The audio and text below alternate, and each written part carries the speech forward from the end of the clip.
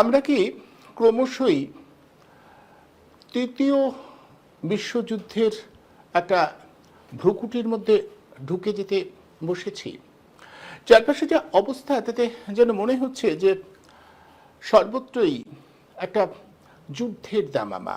সবাই যুদ্ধের দামামা বাজিয়ে দেবার চেষ্টা করছে। যেভাবে একের পর এক মানুষের মৃত্যু, হাহাকার, তাতে মনে হচ্ছে যে যুদ্ধ দিয়েই যেন সব কিছুকে জয় করা, সব কিছু অধিকার করে নেবার প্রবল তাগিদ সবাইকে পেয়ে বসেছে। আসলে যুদ্ধ যে মানুষের জন্য কোনো ভালো কিছু আনতে পারে না, এই বোধটা, এই ভাবনাটা হারিয়ে গেছে। দেশে দেশে যুদ্ধ শুরু হয়েছে। যেভাবে ইসরায়েল একের পর এক গাজা ভূখণ্ডের উপরে নির্বিচারে বোমাবর্ষণ করে সেখানকার সাধারণ মানুষ, হাসপাতাল, এমনকি শিশুরা পর্যন্ত রেহাই পাচ্ছে না। তারপরে আচমকাই গত কয়েকদিন ধরে আমরা দেখছি ইরানের উপরে আক্রমণ করবার পরে পরে ইরানও পাল্টা আক্রমণ শুরু করে দিয়েছে। আর ঠিক এই মুহূর্তে গোটা পৃথিবীর সেরা শক্তিধর বলে চিহ্নিত আমেরিকাও তার প্রেসিডেন্ট যে ভঙ্গিতে কথা বলছেন, তাতে মনে হচ্ছে যেন যুদ্ধের অশনি সংকেত। আমরা ঠিক এটাই বুঝতে চাইছি, এই যুদ্ধ, এই হানাহানি আমাদের গোটা পৃথিবীকে কোথায় নিয়ে যাবে। ইতিমধ্যেই গোটা পৃথিবীর একটা অংশের অর্থনৈতিক অবস্থা খুব খারাপ হতে যাচ্ছে। এই যুদ্ধ করে কার লাভ হয়, এটা বোধহয় আমাদের এখন বুঝবার সময় এসেছে।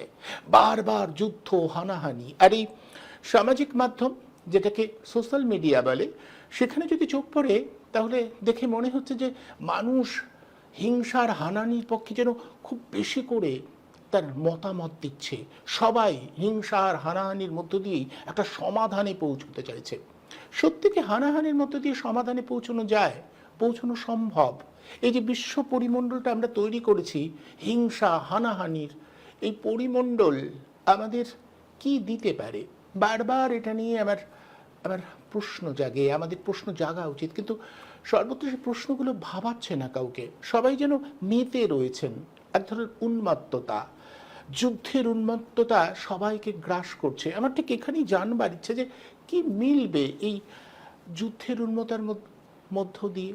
কেন গতকাল এখানে বামেরা মূলত যেভাবে ইসরায়েল তার আগ্রাসন চালাচ্ছে তার বিরুদ্ধে অবস্থান নিয়েছে, সংহতি জানিয়ে মিটিং করেছে, মিছিল করেছে, তা নিয়েও ব্যঙ্গ বিদ্রুপ শুরু হয়ে গেছে। কারণ বামেদের তো এখানে খুব একটা ক্ষমতা নেই, ফলে তারা যদি শান্তির কথা বলে, সেই শান্তির কথা মানুষ গ্রাহ্য করবে কেন? কিন্তু প্রশ্ন তা নয়। প্রশ্ন, আমরা কি আমাদের বিবেক, আমাদের মনুষ্যত্ব সব হারিয়ে ফেলছি?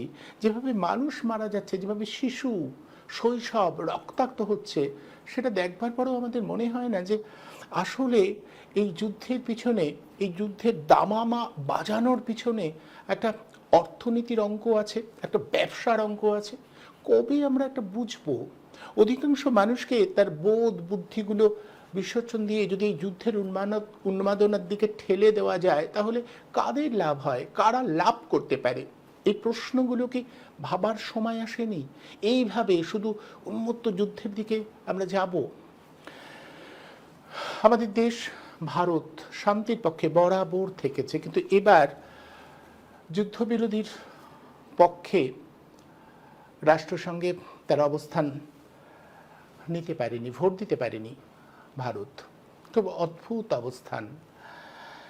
কেন যুদ্ধবিরোধী অবস্থান নেওয়া যাচ্ছে না? কেন হিংসার বিরুদ্ধে নিজেদের অবস্থানকে পরিষ্কার করা যাচ্ছে না? বারবার এটা আমাদের ভাবাচ্ছে। আরও একটা বিষয়, সম্মিলিত জাতিপুঞ্জ বলে একটা সংগঠন আছে, যারা এই রকম মুহূর্তে বা এই রকম সময় একটা অবস্থান নেয়, সব দিক বিবেচনা করে তাদের মতামত জানায়।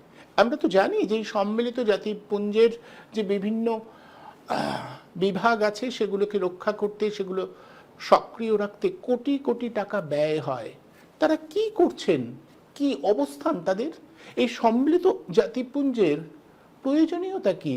আমাদের তো বারবার মনে হয় যে যাও পরিস্থিতি দাঁড়িয়েছে, তাতে সম্মিলিত জাতিপুঞ্জের মানুষজন ঘরে চলে গেলেই তো পারে, তাদের তো কোনো প্রয়োজন নেই, তাদের তো প্রয়োজন ফুরিয়েছে, যে যার মতো করে যা ইচ্ছা তাই করে যাচ্ছেন।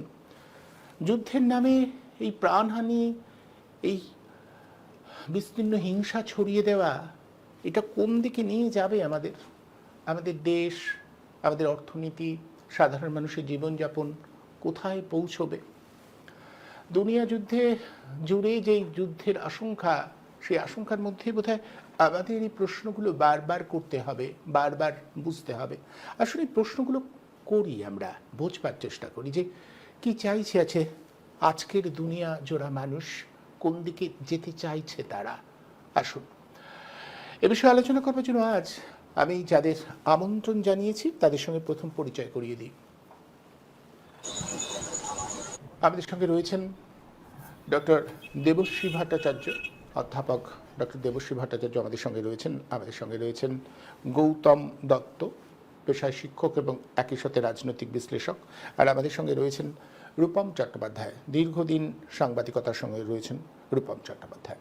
আমি আলোচনার জন্য প্রথমে দেবশ্রীবাবুর কাছে আসি। দেবশ্রীবাবু, আপনার কাছে আমি জানতে চাইব, গোটা বিষয়টা যেদিকে এগোচ্ছে, আমার একটা প্রশ্ন, আজকে একজনের সাথে কথা বলছিলাম যে সম্মিলিত জাতিপুঞ্জ নামক যে সংগঠনটা, আমি ঠিক বুঝতে পারছি না তাদের ভূমিকাটা কি, কি অবস্থায় রয়েছেন তারা, এবং একই সাথে আপনার কাছে এবং আজকে যারা অতিথি তাদের সবার কাছে আমি এটা জানতে চাইবো যে মানুষের মানসিক অবয়বটা কি কোথাও এই হিংসা, এই যুদ্ধের পক্ষে চলে যাচ্ছে, এবং সেই জন্য রাষ্ট্রনেতারা এই যুদ্ধের পক্ষে এত কথা বলতে পারছেন। শান্তি নয়, যুদ্ধ। সবার যে প্রতিক্রিয়া সামনে আসছে, অন্তত সামাজিক মাধ্যম জুড়ে, খবরের কাগজ জুড়ে, তাতে মনে হচ্ছে সবাই যেন এই এটাকে একটা হেস্তনেস্ত হয়ে যাক, একটা কিছু করা হোক, এই রকম দিকেই যাচ্ছে। এটা কেন? মানে মানসিক অবয়বটা কিভাবে এরকম হিংসাশ্রয়ী হয়ে উঠতে পারছে? দেখুন, আপনি যে ফান্ডামেন্টাল কোয়েশ্চেনটা আপনি তুললেন, আমি একটু পরে আসছি, কারণ আজকের পরিপ্রেক্ষিতে আজকে ঘটনা প্রবাহের পরিপ্রেক্ষিতে আপনি মৌলিক প্রশ্নগুলো তুলেছেন। আমি ঘটনা প্রবাহটাকে নিয়ে একটু আমাদের পর্যালোচনা করা খুব জরুরি। সেটা হচ্ছে যে হঠাৎ করে যে যুদ্ধ একটা শুরু হলো, এবং আপনারা সবাই জানেন না, আমরা সবাই জানি যে ইসরায়েল হচ্ছে একটা আমেরিকার স্যাটেলাইট স্টেট। হঠাৎ করে ইসরায়েল ইরানকে আক্রমণ করে বসল। এখন দেখুন, ইসরায়েল আর আপনার ইরানের কোনো বর্ডার শেয়ার তারা করে না। মাঝখানে বিস্তর অনেকগুলো দেশ আছে, দেখবেন ইরাক রয়েছে, একদম সিরিয়া রয়েছে, অনেকখানি কোনো বর্ডার শেয়ার করে না। ফলে অনেকে বলছে যেটা একটা বলা হচ্ছে, দেখুন দুটো ভার্সন এই যুদ্ধটার পিছনে রয়েছে, মানে দুরকম প্রচার রয়েছে। একটা হচ্ছে যে এই ইরান নাকি এই বিভিন্ন যারা মানে ইসলামিক জেহাদি যারা, যেমন ধরুন ইয়েমেনের হাউদিজ বা হামাস বা লেবাননের হেজবুল্লাহকে ফাইন্যান্সিয়ালি এবং অন্যান্য টেকনোলজি দিয়ে তারা নাকি ব্যাক আপ করছে বলেই অভিযোগ। কিন্তু আরেকটা অভিযোগ হচ্ছে, যেটা কারা তুলছে দেখুন, যাদের কাছে সবচেয়ে বেশি অ্যাটমিক ওয়েপেন রয়েছে, যাদের কাছে পৃথিবীতে সবচেয়ে বেশি ওয়েপেন রয়েছে, এবং যারা একমাত্র পৃথিবীতে অ্যাটম বোম ফিজিক্যালি চার্জ করেছে, সেই দেশটা বলছে যে তোমরা ওই রকম ভাবে অ্যাটম বোম তৈরি করতে পারবে না, এবং তোমার অ্যাটম সব ধ্বংস করে ফেলো। তার জন্য যে international atomic energy agency IAEA এর কিছু রিপোর্ট নাকি রয়েছে। দেখুন, ইরান নাকি প্রচুর ইউরেনিয়াম জমা করছে, যেটা ইরানের ভার্সন, যে আমরা ওটা আমাদের ডেভেলপমেন্টাল কাজের জন্য আমরা অ্যাটমিক এনার্জিটাকে ইউজ করতে চাইছি, আর পশ্চিম দুনিয়া এবং আমেরিকা তারা বলছে না তুমি অ্যাটম বোম তৈরি করছো। এখন আমি অ্যাটম বোমের পক্ষে নই, কিন্তু প্রশ্ন হচ্ছে কোন দুটো দেশ বলছে, যে দেশের কাছে সবচেয়ে বেশি অ্যাটমিক ওয়েপেন আছে এবং যারা অলরেডি প্রয়োগ করে দেখিয়েছে। আরেকটা দেশ তারা বলছে আমরা হিসাবই দেব না, আমরা ওই চুক্তিতেই সই করব না, আমাদের কত অ্যাটম বোম আছে না আছে। ইসরায়েল তারা সেই এগ্রিমেন্টের পার্টি না। সেই দুটো দেশ অন্য দেশকে বলছে যে তুমি অ্যাটম বোম তৈরি করো না। ব্যাপারটা কিরকম হলো দেখুন। ইরানের যে একটা অবস্থান, একটা এই 1979 যে ইসলামিক র্যাডিক্যালিজম চলে এসছে, সেগুলো অন্য প্রশ্ন, সেইগুলো আমাদের সমর্থনযোগ্য নয়। কিন্তু দেখুন, আমরা যেমন ভারতীয় তো বটেই, কিন্তু আমরা তো বিশ্ব নাগরিকও। ফলে আমাদের পুরো পারসেপশনটা কিন্তু ভারত জুড়ে থাকবে না। দেখুন ভারতের সাথে আমি যদি বলি, ভারতের সাথে ইরানের সম্পর্ক দীর্ঘকাল ধরে ভালো। 2016 সাল অব্দি মোস্ট প্রবাবলি আমরা তেল আমদানি করতাম, কিন্তু এখন কিন্তু আমরা ইরানের থেকে কোনো তেল আমদানি করি না। এখন আমাদের ম্যাক্সিমাম কন্ট্রিবিউটর, আপনি জানেন এই স্যাংশনের পরে রাশিয়া তেলের দাম অনেক কমিয়েছে। রাশিয়া হচ্ছে আমাদের মূল আর কি তেলের সরবরাহকারী। কিন্তু ইরানের সাথে আমাদের দীর্ঘদিনের সম্পর্ক ভালো, এটা কোনো ভুল নেই। এবং ইসরায়েলের সাথে ইসরায়েল বিভিন্ন ইস্যুতে, বিশেষ করে অ্যান্টি ইসলামিক টেরর যেগুলো বলা হচ্ছে সেগুলোর ক্ষেত্রে ভারতের পাশে এসে দাঁড়িয়েছে। ফলে ইসরায়েলের সাথেও ভারতের সম্পর্ক যে খারাপ তা তো নয়। তাহলে আমাদের যে দীর্ঘদিনের একটা অবস্থান জোট নিরপেক্ষ, আমরা সেটা রয়েছি। কিন্তু আমাদের তো কিছু বক্তব্য থাকবে, সেটা হচ্ছে এই যুদ্ধটা কি আদৌ অবশ্যম্ভাবী ছিল? এই যুদ্ধটা কার এক্সিস্টেন্সকে নষ্ট করছিল? আপনি বোঝান যে কার এক্সিস্টেন্সকে নষ্ট করছিল? নাকি ওই যে নাকি সত্যি যে ওরা নাকি অনেক অ্যাটম বম তৈরি করে ফেলছে, এর প্রমাণ কিন্তু নেই কিছু। এবং দেখুন মিডল ইস্টে আস্তে আস্তে দেখুন ইরানের একটা কিন্তু লেগাসি আছে। ইরান কিন্তু এরকম একটা রক্ষণশীল বা এরকম একটা এই চাপিয়ে দেওয়া র্যাডিক্যাল ইসলামের দেশ নয়। এটা পারস্য একটা সিভিলাইজেশন রয়েছে। এটা এই র্যাডিক্যালিজমের আগে কিন্তু অনেক লিবারেল ছিল। ইরান কিন্তু একটা ওইখানের ওই অবস্থানে মিডল ইস্টের ওয়ান অফ দ্য স্বয়ংসম্পূর্ণ দেশ।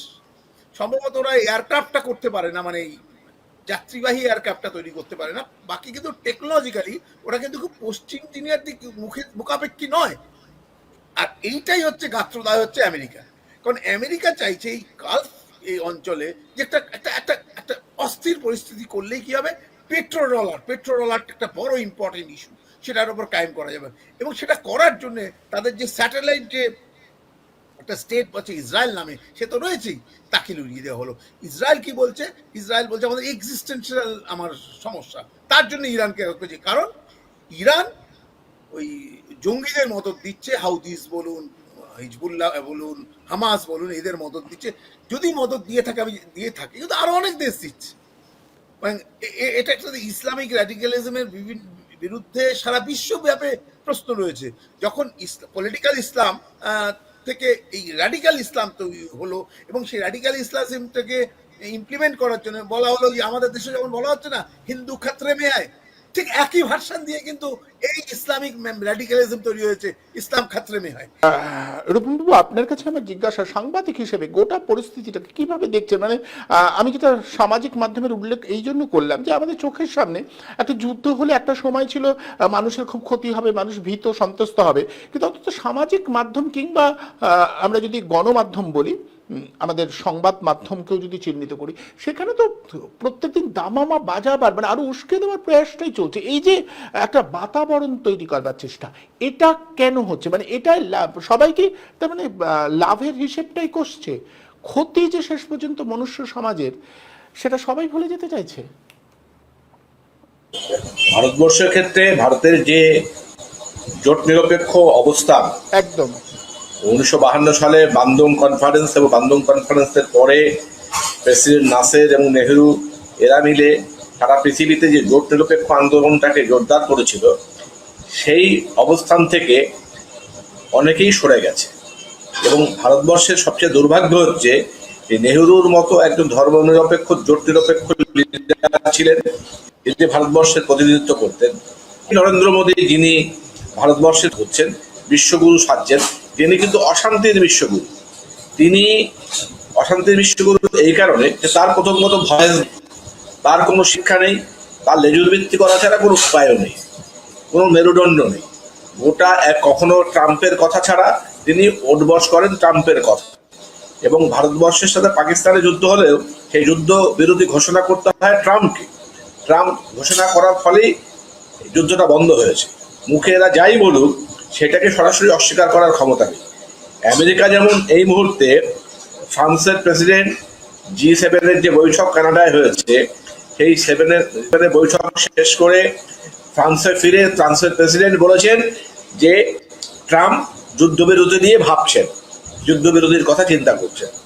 ট্রাম্প কিন্তু সরাসরি বলল যে না, ওই প্রেসিডেন্ট কি করে জানলেন আমার মনের কথা, আমি এরকম কিছু, ওর থেকেও ভাবছি, ওর থেকেও ভালো, মানে যুদ্ধবিরতির চাইতো একটা দেশকে ধ্বংস করে দেয়া এইটা হচ্ছে ওর কিছু।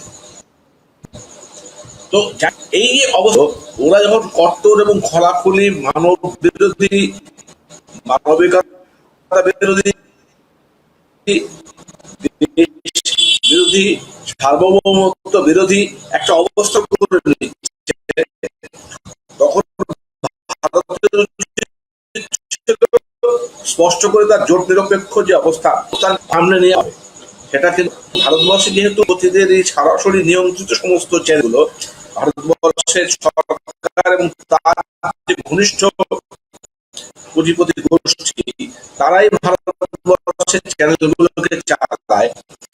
তাই সংবাদ মাধ্যমও কিন্তু সেই যুদ্ধ আমাকে সাপোর্ট দিয়ে যাচ্ছে। তারাও কিন্তু এই মুহূর্তে যুদ্ধ নয় শান্তি চাই, যুদ্ধ বন্ধ করার যে দাবি, সেটা কিন্তু তারা সজোরে তুলে ধরছে না। এবং এই কলকাতা একাধিক শান্তি মিছিল হয়েছে,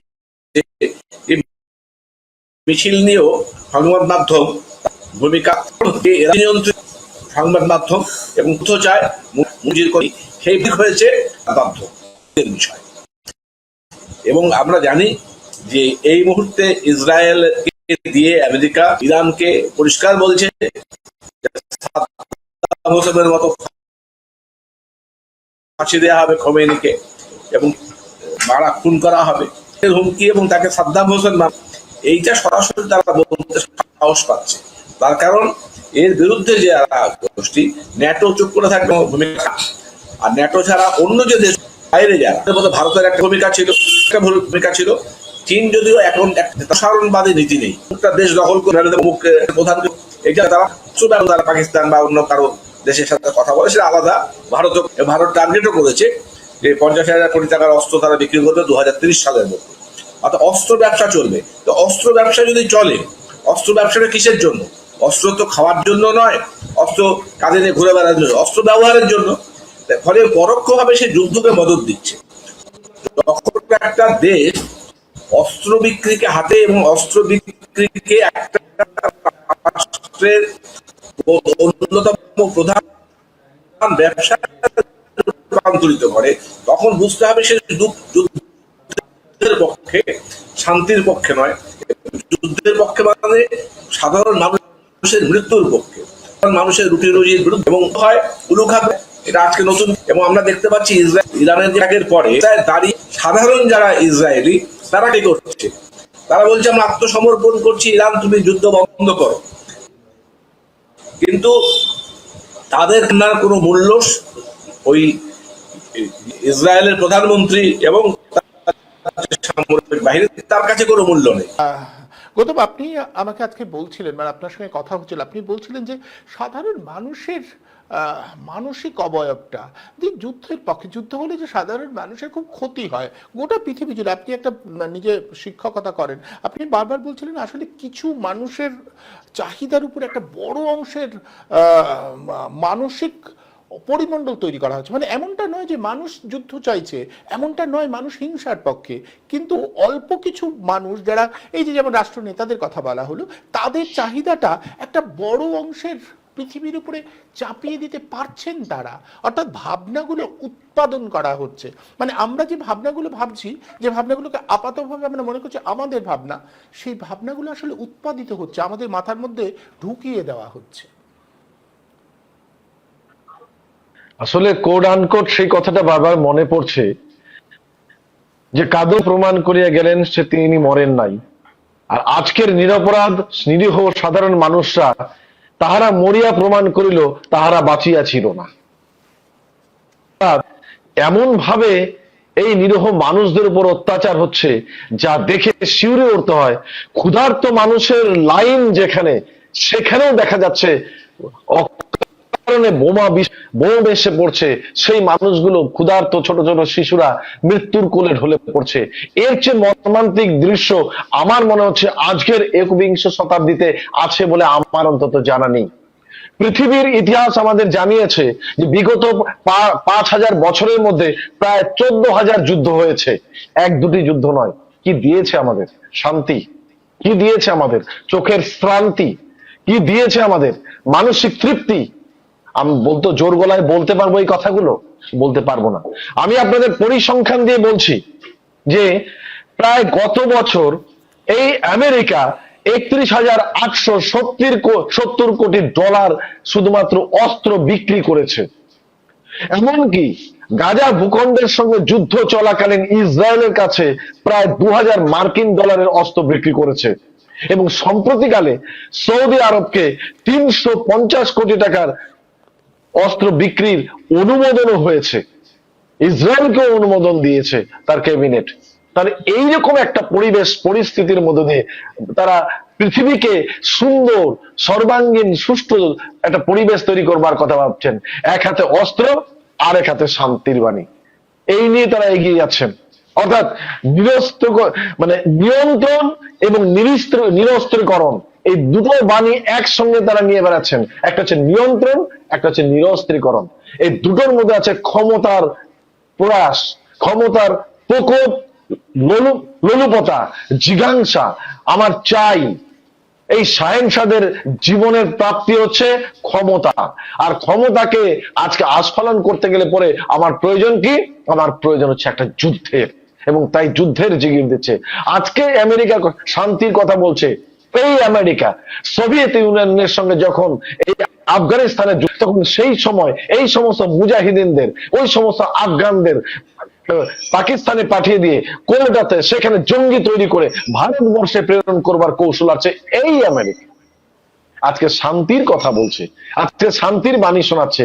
তাই বারবার করে সুকান্তের কথা মনে হচ্ছে, সুকান্তের সেই অমোঘ কতগুলো কথা আমার মনে পড়ে যাচ্ছে আজকে এই মুহূর্তে, যে তাই আমি চেয়ে দেখি প্রতিজ্ঞা প্রস্তুত, ধরে ধরে দানবের সাথে আজ সংগ্রামের তরে।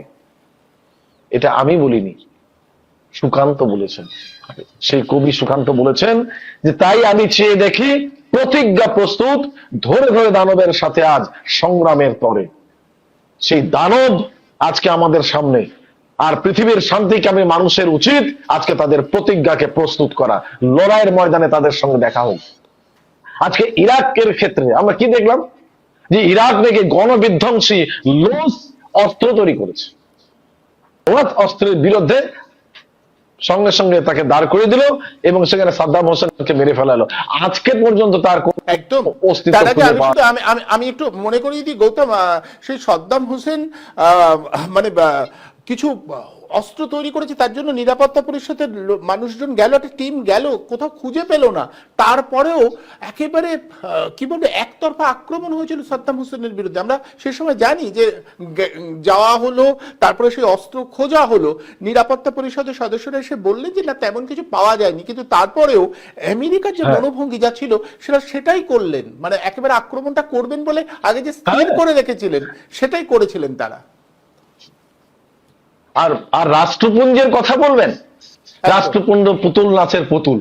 আমি আপনাকে বলছি, সবচেয়ে আলোচিত নাম ওপার বাংলার মানবিক করিডোর।